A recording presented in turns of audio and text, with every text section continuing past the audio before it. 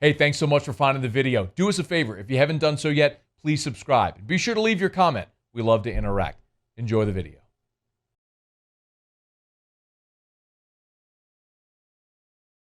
Michael Thomas, again, did not play, and he's questionable for this week. But one thing seems clear is that Michael Thomas will continue to be a member of the New Orleans Saints. So, Pro Football Talk, Mike Florio, who Sean Payton doesn't really have a grand affinity for, reported over the weekend that Michael Thomas and that the Saints were discussing trade offers for Michael Thomas.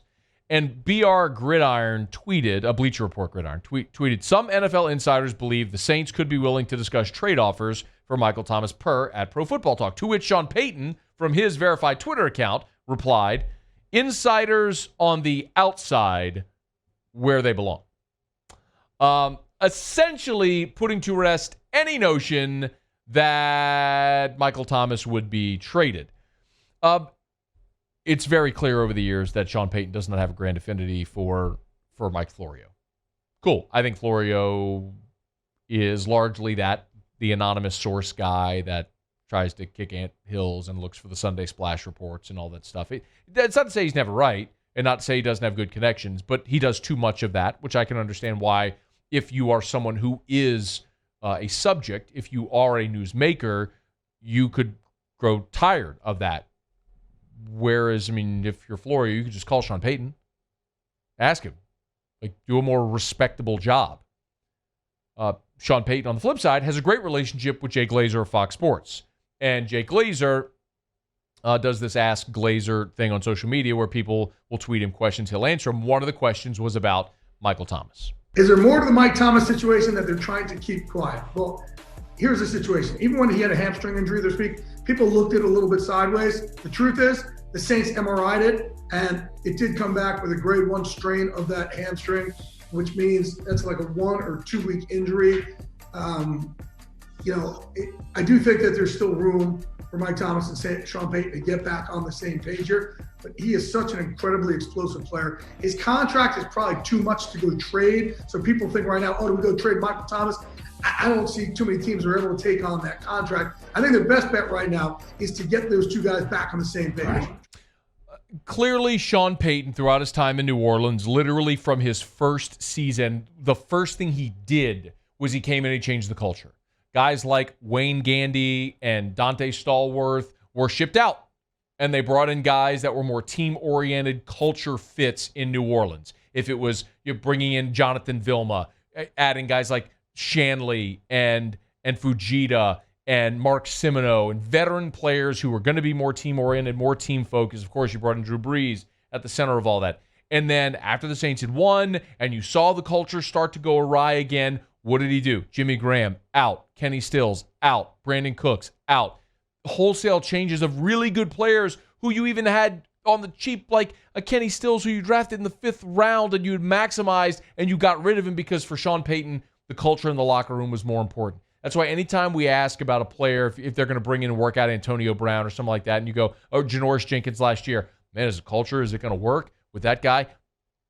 If it wouldn't, Sean wouldn't sign him, period. I mean, that's just what it is. He's shown he values the culture. He values the locker room, guys liking each other, wanting to play together and be together over whatever your talent can be, that you are, in fact, replaceable. Whether he's right or wrong, I don't know, but it seems to have worked for him throughout his career. Think about all the stories, a couple of years ago when the Saints won the NFC Championship game, and like how many stories popped up about how much that team liked each other, how much they got along, how fun it was, all their post-game dance parties, like in the winning locker room. I mean, it was just with Choppa style and everything. I mean, that's what they've built around this organization. It's why free agents want to be here. It's why guys who have won here want to stay here. That's why Teddy Bridgewater in the Dome on Sunday was so embraced and talked on the Fox broadcast about how being in New Orleans for 2 years is the best 2 years of his life. That's the culture they built. That's why, if there was really a problem with Michael Thomas, even though he's Michael Thomas, Sean Payton would ship him out. They would find a way to do a deal to get him out of the locker room if that was really the issue. If Sean Payton is going on Twitter saying insiders where they belong on the outside, it tells you what you need to know. It's been a tough year. There's no question. Michael Thomas sets the NFL record for receptions. He gets a massive contract, which he absolutely deserves. And now, for the first time in his career, he's faced adversity, having to miss an extended amount of time. It stinks. I don't even mind the fight on the practice field because that happens. Spilling into the locker room is too much. And they disciplined him. And now they're all back on the same page. And the hamstring deal is apparently real because if Jay Glazer's saying he's getting it directly from Sean Payton, grade 1 strain. So you can't rush back from a hamstring. We know that. That soft tissue stuff, we just heard it too much. You injure it once, you rush back, you're going to keep re-injuring. It's going to be even more difficult to come back. So let's be patient. I mean, obviously the hope is, we hope that you'd have Michael Thomas back this past Sunday, and that was the plan until he had the hamstring strain.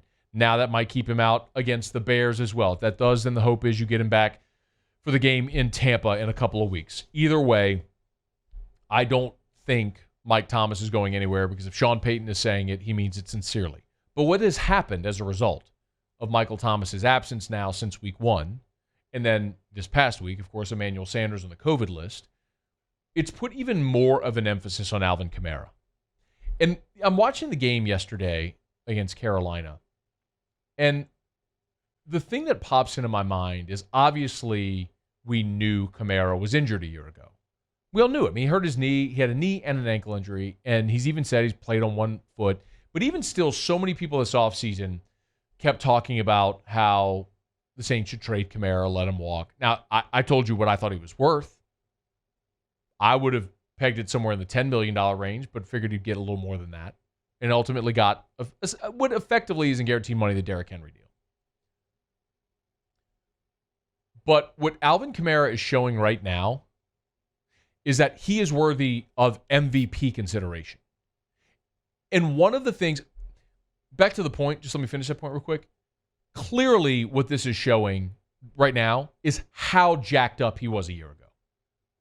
Because he was nothing close to the player we saw the first couple of years of his career or what we were seeing right now. And in the absence of Michael Thomas, the Saints are 4-2 because of Alvin Kamara. Drew Brees, first half against the Chargers, stunk. And that ain't the first time we've said that about Drew this year. Now, on Sunday against Carolina, that was the flash that we've heard people talk about. Brees would flash it this year. And you will see glimpses of his greatness. I don't think we're going to consistently see it every week, as has been evident so far through 6 games. But you are where you are at 4-2, holding this thing together, still very much in contention because of Alvin Kamara. The age-old question as we debate it is, when you say most valuable player, how do you define it? Best player, best team, most important position on the best team, best stats. Is it actually value? People can define it different ways. I always define it as it's intended to be defined. Most valuable player. Who is, in essence, bringing the most value to his team and therefore the most irreplaceable. And yes, it is a quarterback league. I'm not denying that. And Russell Wilson has been sensational to start this season and will probably, if the season ended today, would win the MVP in a landslide, even with last night's loss. But the reality is, Alvin Kamara should be in that conversation. But MVP has become a best quarterback on the best team award. Lamar Jackson, Patrick Mahomes, it's what it is. A running back hasn't won MVP since Adrian Peterson in 2012 when he had his 2,000-yard season in Minnesota. Prior to that, it was LaDainian Tomlinson in 2006. So in the last 14 years, you've had 2 non-quarterbacks, both running backs, win the award. Maybe Alvin Kamara will be in the running for Offensive Player of the Year, which Michael Thomas won a year ago, and justifiably so. But Alvin Kamara deserves to be an MVP conversation. Now, can he keep up this pace the entire season? I don't know. But that's 5 straight 100-yard games for Alvin Kamara. 100 yards from scrimmage. 5 straight. When you look at some of these numbers, it's amazing. One of 4 running backs in the NFL since 1950 with at least 450 receiving yards to the first 5 games. I mean, he's doing things right now that only Christian McCaffrey and Roger Craig had done in the history of the NFL. 2,500 rushing yards, 2,500 receiving yards through 4 seasons. And he's only 6 games into year 4. I mean, he's remarkable. And without Alvin Kamara, the Saints aren't 4-2 right now. And maybe the most impressive part about it all is that he just got paid. So often we see guys get their money and then regress. They get paid, then they get fat and happy, and they never produce at that level again. Alvin Kamara got paid, and it's almost like all that did was dump gasoline on the fire and make him want to work harder to live up to that contract. I get it, there's a long way to go in the season.